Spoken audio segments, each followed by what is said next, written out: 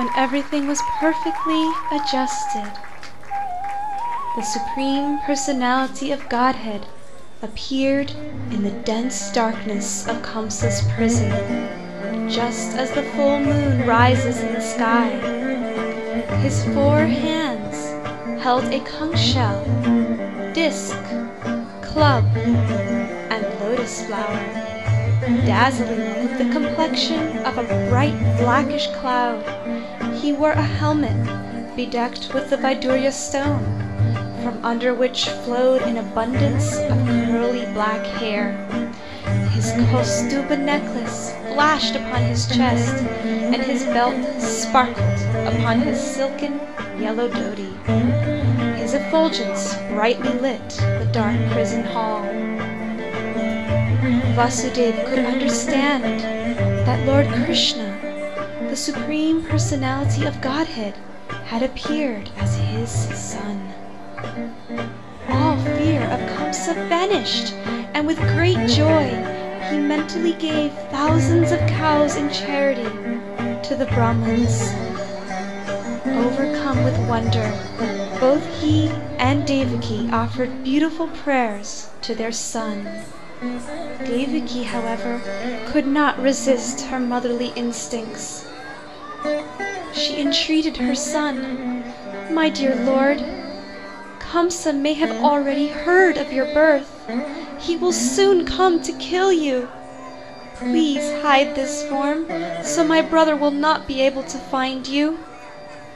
The Supreme Lord responded with great affection, "My dear parents, you have raised me many times as your child with great affection and love, and I am therefore obliged to you. I understand that you are very concerned for me and afraid of Kamsa. Therefore, I order you to take me immediately to Gokula and exchange me with the daughter who has just been born to Yashoda." Having spoken thus, the Lord turned himself into an ordinary child and remained silent. Being thus ordered by the Supreme Personality of Godhead, Vasudeva took his son from the arms of Devaki. By the influence of Yogamaya, the shackles slipped from his wrists, and all the prison doors opened, though they had been barred with iron chains. As Vasudeva cautiously stepped out of his cell, he found that all the guards were fast asleep. The night was very dark, but Vasudeva could see everything as if it were broad daylight. As he stepped out of the prison, he was met by roaring thunder and torrential rain. But Anantashesha spread his hood over Vasudeva to protect him from the downpour. Vasudeva came to the bank of the Jamuna. He saw that the water was roaring with waves and full of foam. As he waded in, the waters quickly converged around him, swelling until a terror-struck Vasudeva thought he would surely lose the child in those raging waves.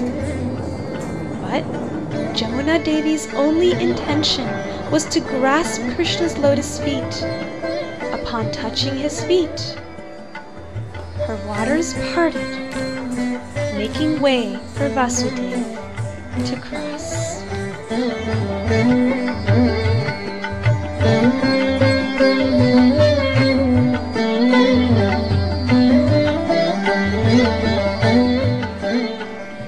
Upon arriving in Gokula, Vasudeva noted that all the inhabitants were fast asleep. He quickly entered Nanda's house and, as ordered by Krishna, exchanged his son for their baby girl. Then he made his way back to Kamsa's prison. He silently placed the girl on the lap of Devaki and clamped on his shackles.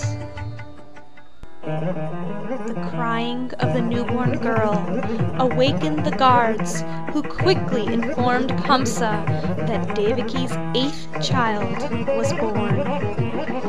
Eager to eliminate the cause of his fear, Kamsa rushed toward the prison cell. Ignoring the pleas of his sister that he should at least spare her daughter, Kamsa forcibly snatched the child from her arms. But the girl slipped up out of his hands, appearing in the sky as the goddess Durga with 8 arms. Angrily she addressed Kamsa. "You rascal! How can you kill me? The child who will kill you has already been born elsewhere. Don't be so cruel to your poor sister." With great shame, Kamsa released his sister and brother-in-law from prison. But his fear only increased, because now he knew that his killer was out there somewhere. But where?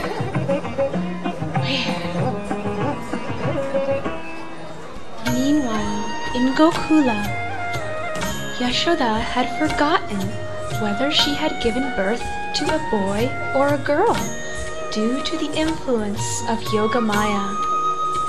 She awoke the next morning to find an exquisitely beautiful baby boy lying by her side.